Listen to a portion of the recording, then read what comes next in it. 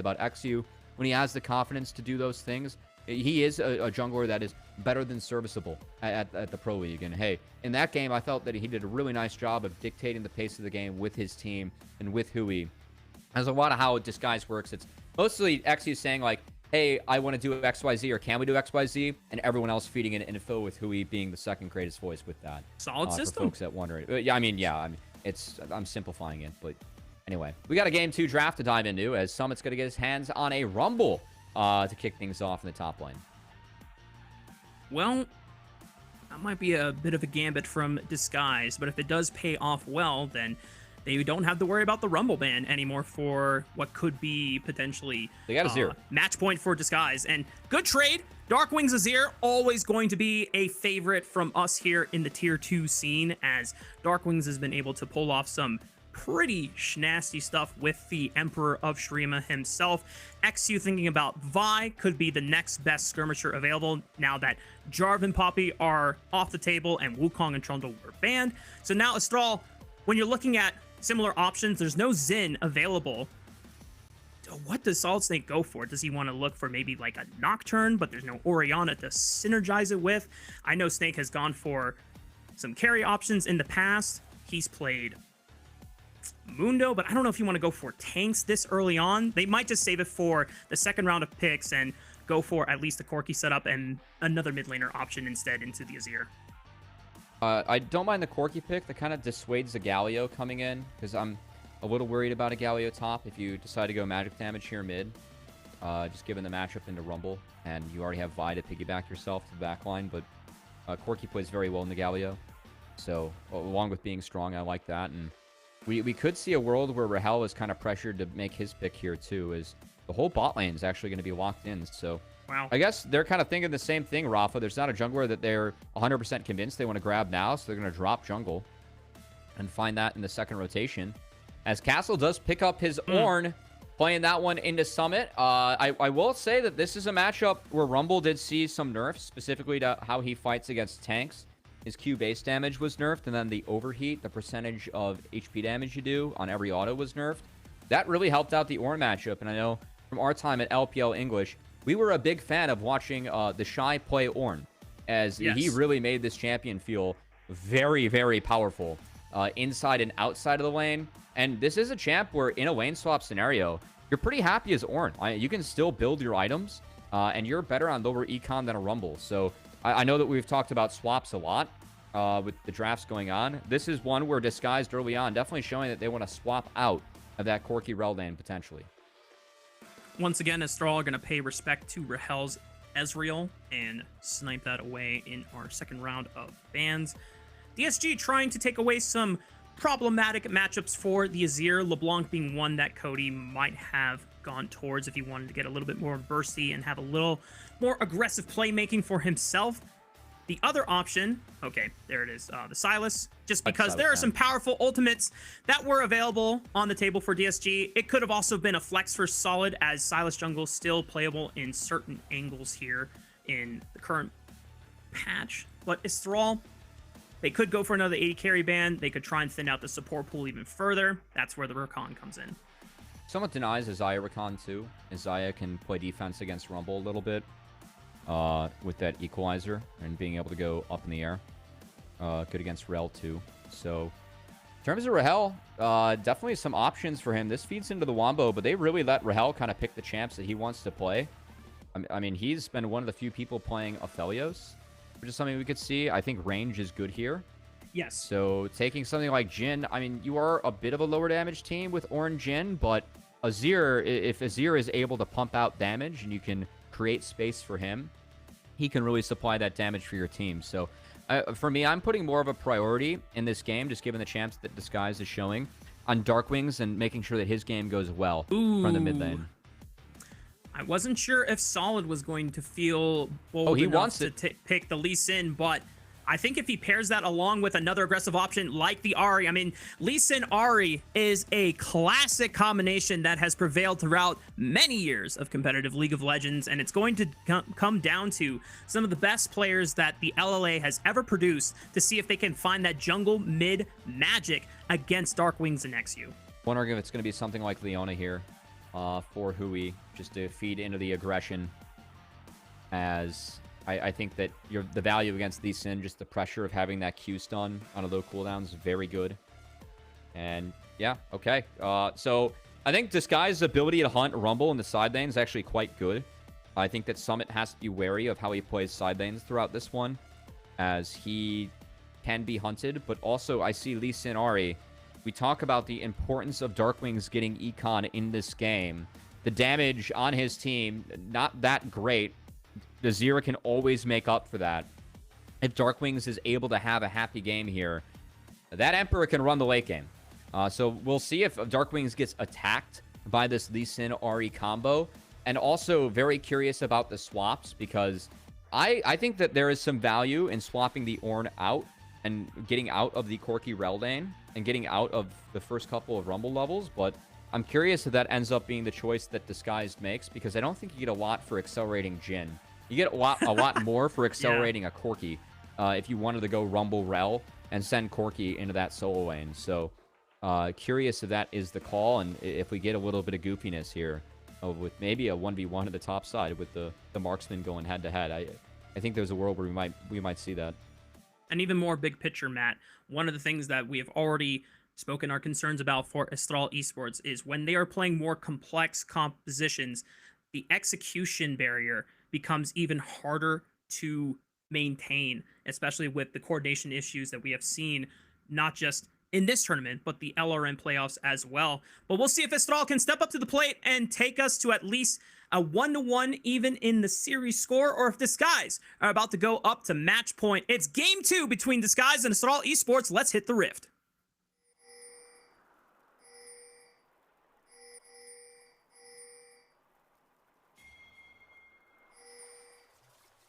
Race with the sounds of pings on our screen, Raafaa. As our teams are getting active and getting ready for this, and my eyes are on the swaps. As again, I think there is something for getting Corki, that solo goal or solo experience in the top side. Should be okay against the Ornn. Whereas Rumble, I mean, Rumble, obviously levels are nice for Rumble, but I think this is A-okay. He's going to struggle a bit into the Jhin Leona, just because Jhin should be able to get some work done in this lane, but I think it's fine. Nice by Cody to be able to find an early electrocute proc before the minion wave even connects here in our level 1 trade. If Cody is able to find an early health advantage and use his priority to link up with Solid on this Lee Sin, you can find the buy early on before she starts making plays, whether she's level 3 or whether she's level 6 with that cease and desist, the guarantee lockdown on a priority target. As you called out, Estral trying to find some advantages by having Ghost up against Castle in the top lane and give Corki a little bit of an extra boost and accelerating towards that mid-game spike, and DSG not able to respond quite yet. Yeah, eXyu going to be making his way down where it looks to be mirrored clears between him and the Lee Sin. As W doesn't connect there from Rahel. Bit of an oopsie there from him and Huhi, but still, wave getting in. You can see pressure's up against Summit, who will do his best to get what creeps he can. And top side, well, Castle with the D shield is, yeah, he's going to be getting peppered, as we like to say. Because that Corki is going to be definitely delivering the damage up top. But hey, so the early game is for Disguise, I think the better. Just get the Ornn, get the Azir online, find that cohesive team fight that you were able to find the likes of in game 1. I feel like this is a comp where you can kind of recreate or replicate the same idea, Raafaa. DSG definitely looked at that last game and said, hey, we are better at grouping. I think it's pretty tough to look at that game 1 and not come to that conclusion. This is another comp where you're built to group. So I wonder how intentional that was by DSG making that choice. Castle getting a nasty trade onto Ghost Corki in the top side, forcing him to chug a pot. Gotta be careful. He takes one more bad trade. Oh, Huhi finding Cody in the mid lane. Looks like the frame stuttered there, but it did end up burning Cody's flash just to make sure that he didn't fall to Darkwings and Huhi. That was a good charm from Cody. I think Cody caught Huhi on the way, so he couldn't chain up the Q stun. But hey, Huhi going flash for flash with mid. That's great. And I think something that's a little bit slept on with this patch, Raafaa, with the swaps coming in, this really frees Huhi up to move around the map and play the map. And that is, I think, Hui's greatest strength as a player. As Castle might have gotten baited in there.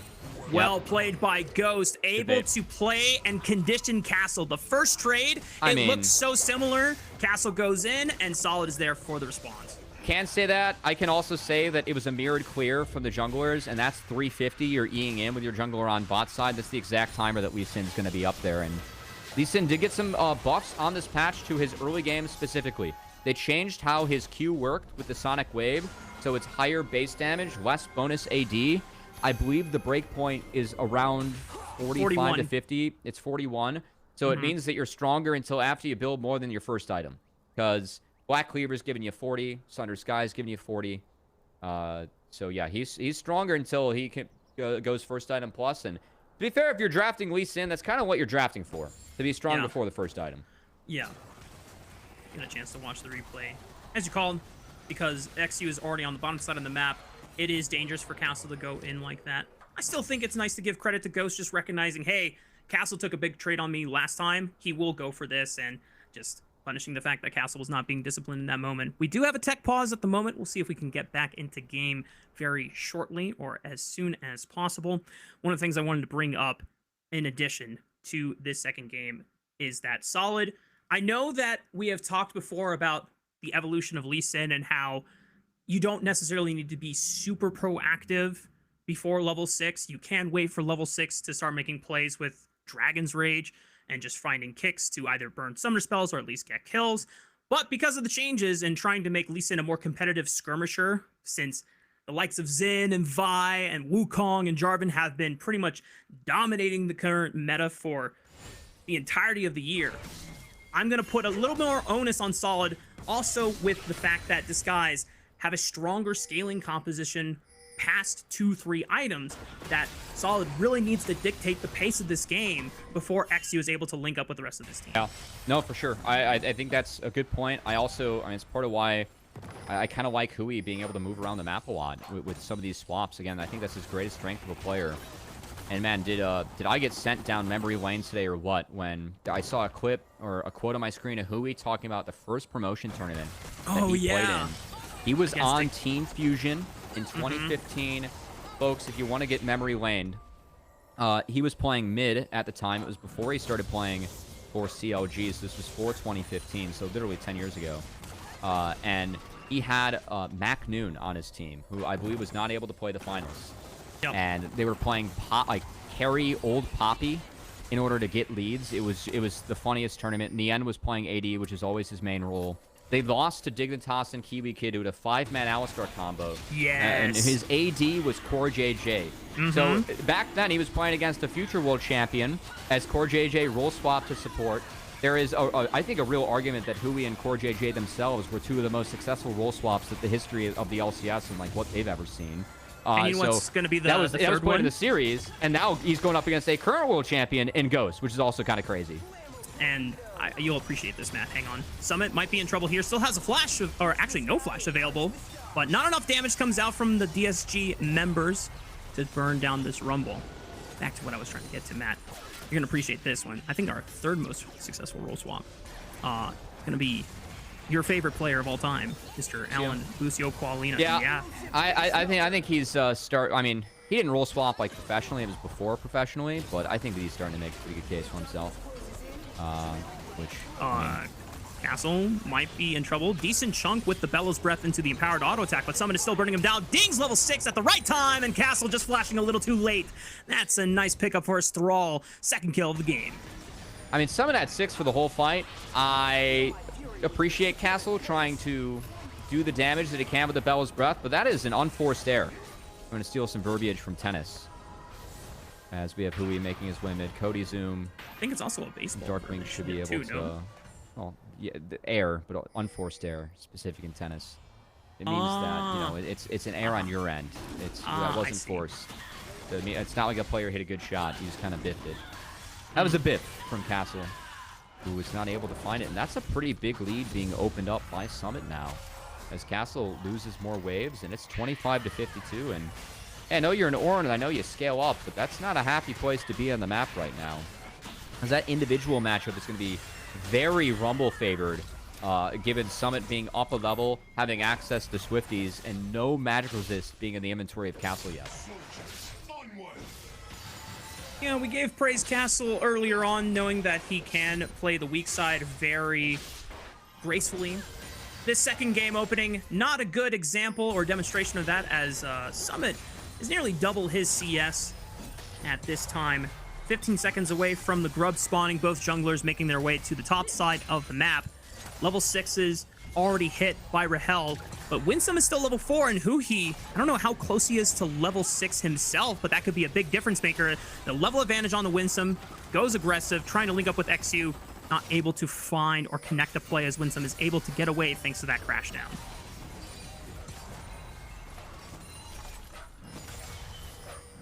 Saw a big priority on Grubs really emerge in the domestic playoffs throughout the path of getting to Worlds. Game 1, we saw Disguise snag all 3. Now eXyu's going to try and sneak in and take a couple. Snake gets the first one, but this is a tough fight.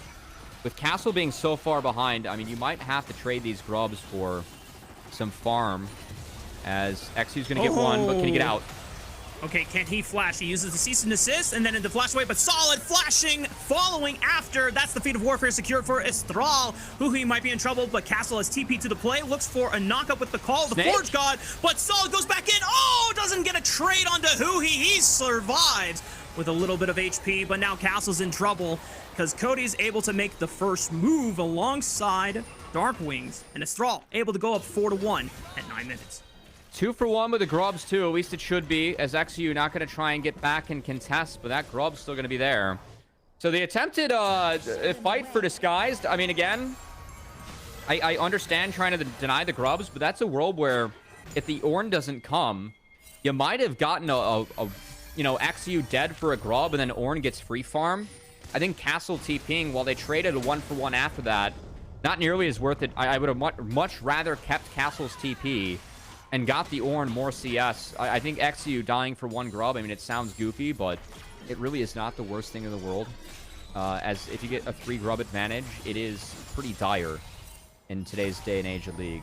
Yeah, and I want to hit on that because it's amplified by the fact that Castle was already in a deficit with the first 2 deaths of the game. Then you're pulling him away when he desperately needs to catch back up. I'm not sure if that was just like a DSG overruling decision. Castle, we need you here right away for this play. And it's going to come at the cost of Castle still falling further behind, whereas Summit is going to be able to hit this Leandry's Torment at a rapid pace, whereas Castle will probably still be in Kmart trying to shop for his components.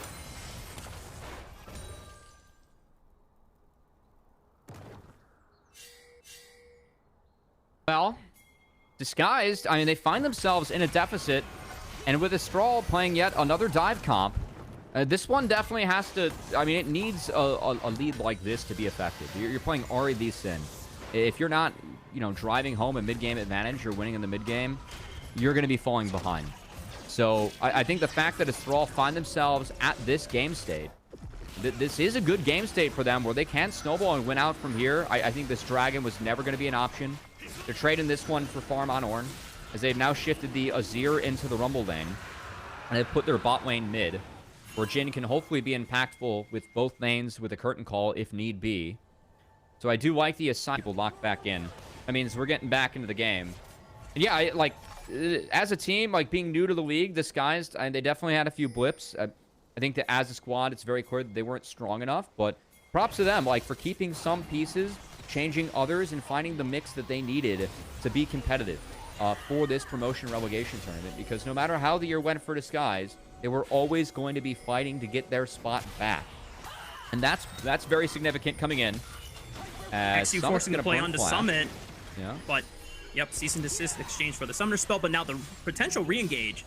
eXyu able to get away from the Equalizer, as Solid is not able to find a connecting Q on to the play for the counter. As Estral still have the 2,000 gold advantage on their side, but as we alluded to before, they're going to have to do a lot more to make sure that this lead actually turns into a meaningful snowball that can equalize the series. Yeah, and at least eXyu got a flash out, because again, playing into Rumble on side lanes, definitely something that Disguise comp can do. As, well, We had one try onto the side lane and a flash burn by a top laner. We'll see if Castle has to burn his here. Winsome was waiting for his buddy and Ghost, and here we go. Perfect interruption by Winsome. Castle not able to get off any of the knockouts, but then he finds one with a searing charge, and eXyu over the wall, able to pull the wool over the eyes of Estral as Cody and Ghost both go down, face first into the ground. DSG being able to punish as Summit just teleported a little too late. No equalizer from the prior player on the bottom side. That's 3 kills going over to Darkwings as Azir. That is the best case scenario for Disguised as Castle. Yes, he goes to 0-4, but that knockup gets him 3 assists and turns the game around for Disguised as the most important member of their team moving forward. Got a triple kill. Watch the replay again. Winsome able to interrupt the Call of the Forge God off of the ult and Q engage, but then it's the re-engage from Castle with his dying breath finds the E knockup under the tower.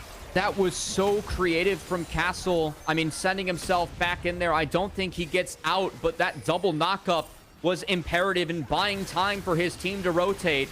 That was a very telegraphed play. I mean, Winsome, I think, showed out of the brush briefly and was there for a full wave while Ghost came back up. Just took too long for Estral to develop that play. And Disguise, after getting Summit's flash bot, eXyu was able to reset and be there to defend. That's a really nice play by Disguised again.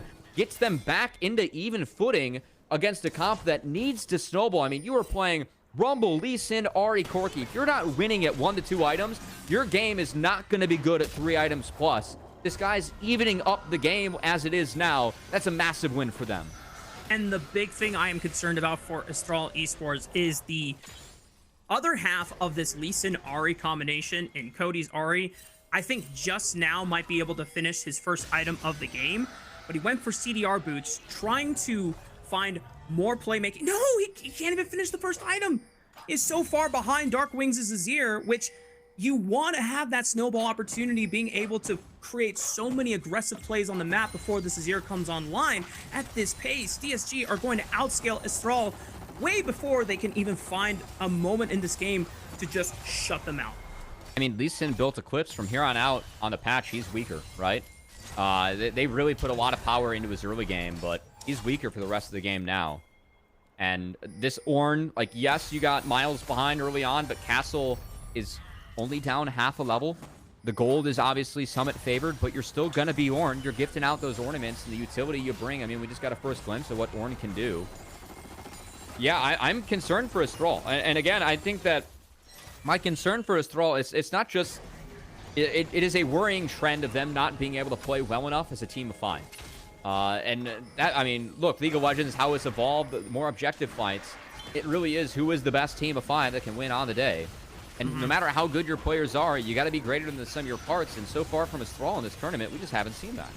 Yeah, I mean, that was the story of the LRM playoffs. As Solid looks for a play. Kick flash from the ward finds Darkwings. He gets exhausted as he tries to push Ghost away with the divide, but he still goes down anyway. Call the Forge God for the re-engage, but he was charmed and CC'd. Castle not able to find the second knockup for DSG, and now everyone is forced to bail. And Estral, even in the aftermath of a disastrous turret dive, able to find some reprieve and win big on the Rift Herald side of the map. I mean, big play from SolidSnake. He goes down, but he found the Azir again.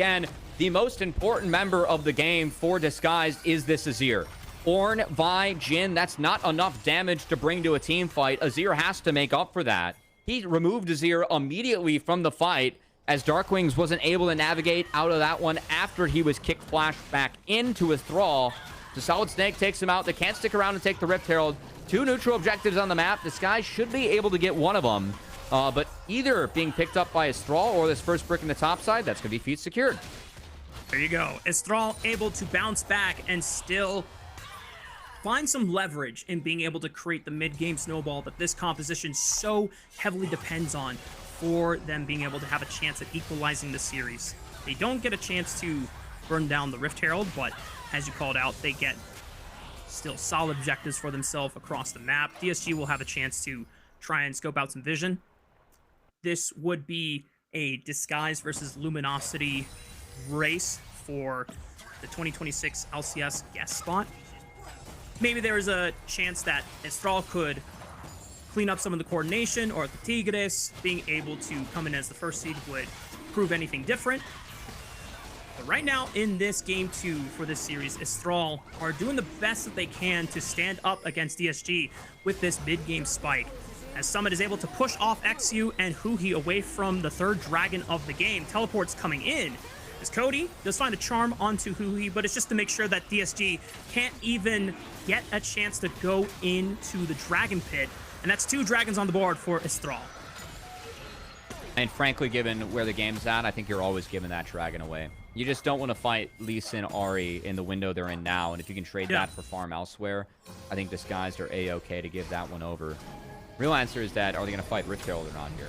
Because this is probably another give. I think if you're not going to fight Dragon, why would you fight the Rift Herald, right? Yep.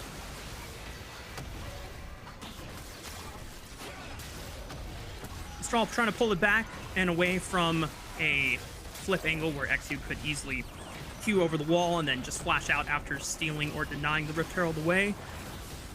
Good disciplined play from Estral Esports, getting both mid-game objectives here off the map. Now we're under 2 minutes away from the Otacon spawning, at least for the sake of DSG. Able to trade a tier 1 turret on both the top side as well as the bottom side of the map, ensuring that they are not going down empty-handed for these objectives that Estral were able to secure. Again, I mean, I think that's A-okay for Disguised. You just got your Azir 2 turrets. You can get that Rylai's online a little bit faster. Azir is the key to this game. I mean, you have gold on Darkwings. Jhin's going the utility build. Ornn's not going to do a lot of damage. This is if Darkwings can carry and be that Emperor, be, you know, who Azir was built to be in the late game. As he's been given all the gifts possible. He's the only member with a gold lead sitting at 1K, and I think that that's the right resource allocation here for Disguise. I think they're making the right call.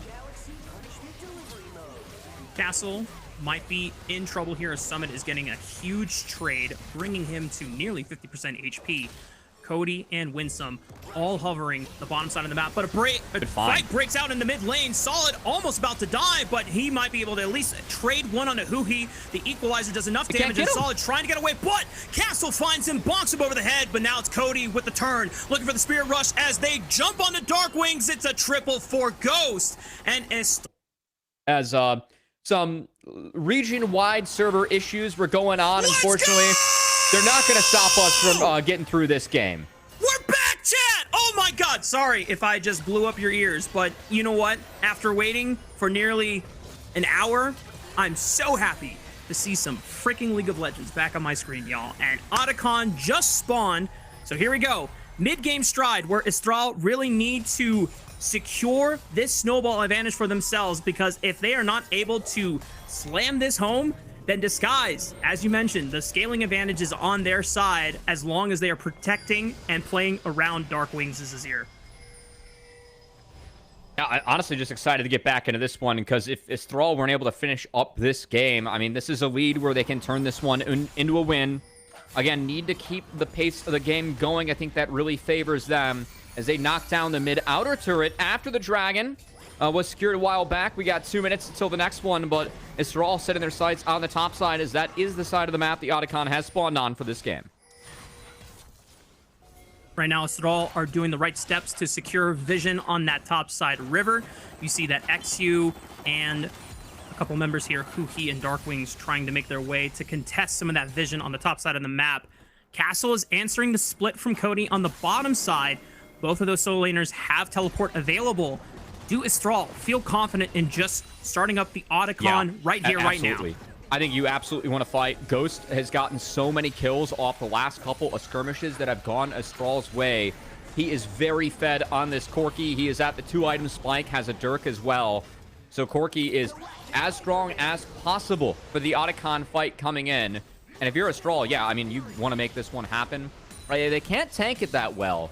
So that's going to be a choice that Estral has to make. I do not think that Disguise wants to touch this Otacon. The only way that they can win a fight is if the Resistance Shred creates a scenario for them where they might be able to find something. But again, the defensive identity for Disguised, it was so good in Game 1 around the Poppy, the Braum, peeling for the Lucian with the Orianna. This time around, they have to use that defense to make sure Darkwings can fight and have a good game. Because There's not a lot of damage come from the Ornn or the Jhin, but Azir can make up for that tenfold if he is empowered to have good fights. We saw SolidSnake use the Lee Sin flash kick in order, or kick flash, to make sure that Darkwings was put into the team in the last fight. And I gotta imagine that's gonna be the goal for Estral moving forward with how they want to play out these skirmishes. It is make sure Darkwings' life is as hard as possible, as he doesn't want to, they don't want to give him a clean fight. And the 4th dragon of the game just spawned on the Rift, so now there is a they're hitting the serious Icon. decision to be made. Yeah, they're hitting the Icon. They're pulling off. Rift Herald was dropped. Estral are trying to respond. They did push them off the Icon, and there will be a crash in the mid lane here for Lee, but this might lead to something. I mean, Rahel can at least look for a W here. Gonna be the case here. Oh, he does find it, but no real follow-up. I think eXyu and Darkwings is gonna try their luck again for the Icon. Look at this. Yeah, they're gonna try it again. eXyu looks like he's pulling it up, and they're just gonna keep on having this little back and forth of trying to get Estral away from the dragon to respond to the Icon. And so far, I mean, it has been buying time in favor of Disguised. Again, time is their friend.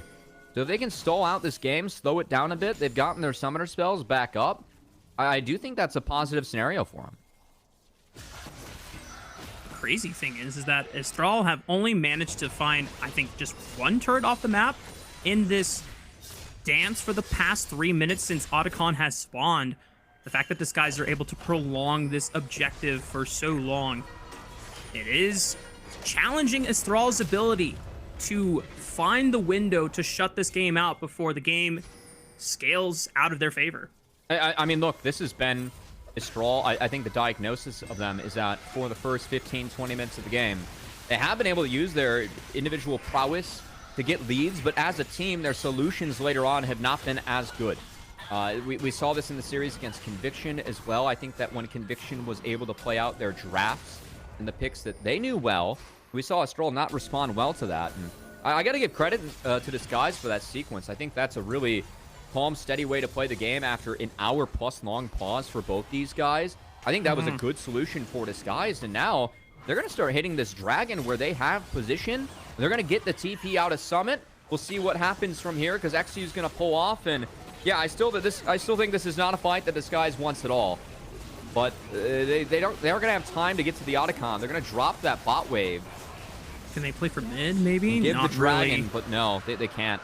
Yeah. Estral's still way too damn strong right now.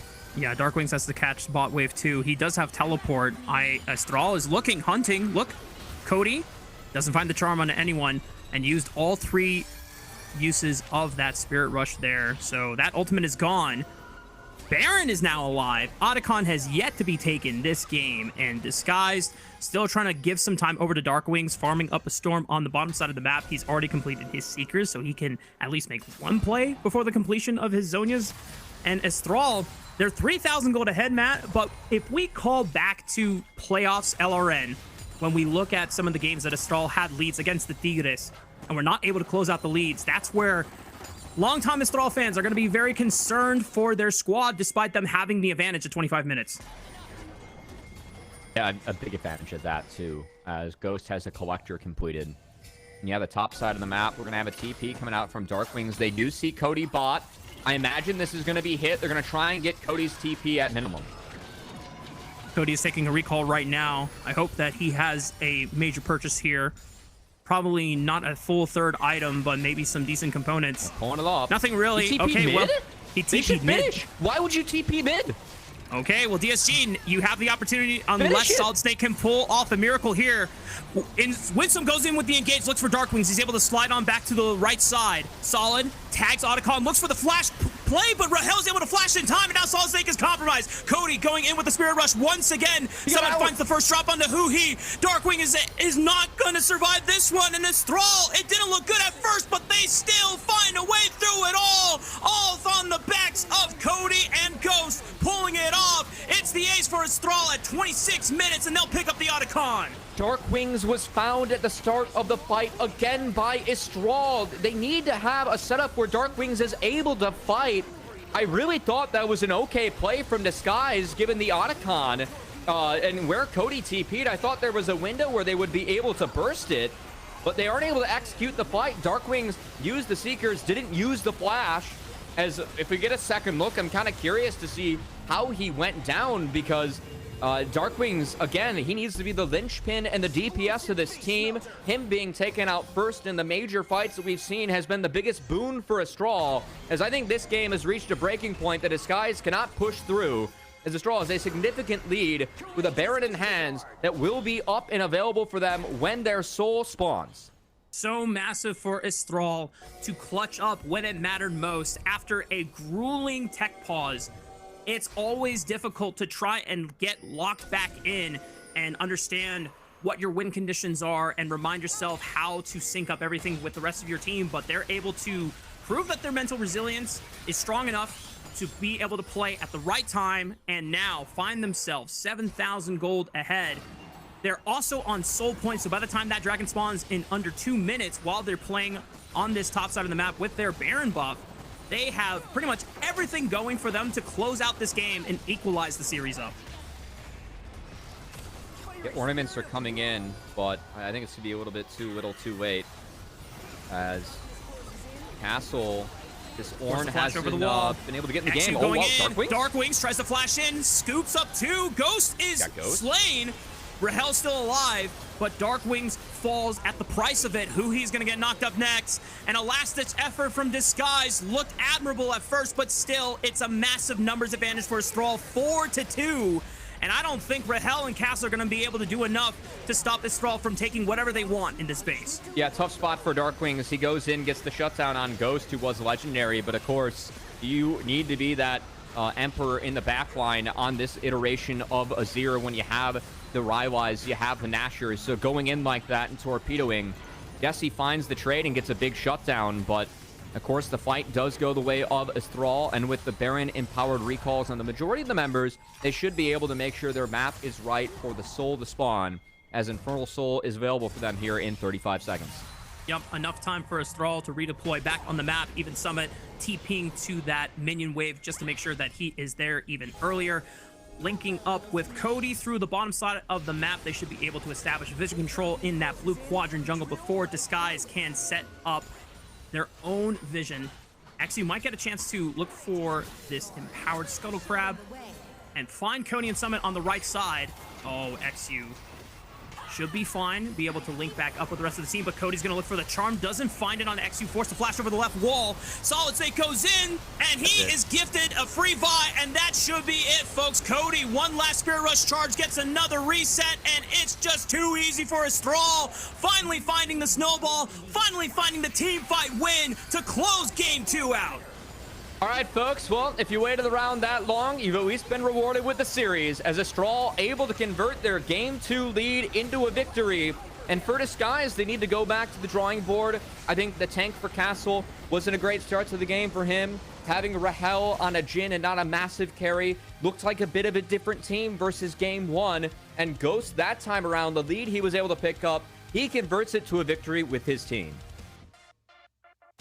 It's a big reward, especially for all of the Estral fans who were waiting at home with anticipation and almost anxious to see the outcome of this game, knowing that the history of this roster throughout Split 2, sometimes when they have those early game leads, not always able to translate that consistently into a game-winning advantage, but Estral able to step up at the right time and have the clutch factor over Disguise in this game too. Now, we're on even footing, Matt.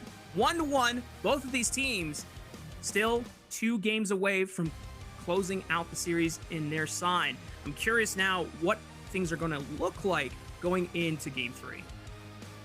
Again, I think if I'm Disguised, get Rahel on a carry where he can carry the game. Castle's more comfortable on fighters. Again, I think the comp in isolation, it made sense for me from Disguise, given what they wanted to do and given what the draft that Estral had was. But I think Disguise as a team identity, it didn't fit them quite as well. So curious if they turn to what makes Disguise really the best team that they can be, with finding roles that fit their player identities and the strengths they have on the roster. I think it's going to be a big key going into the game.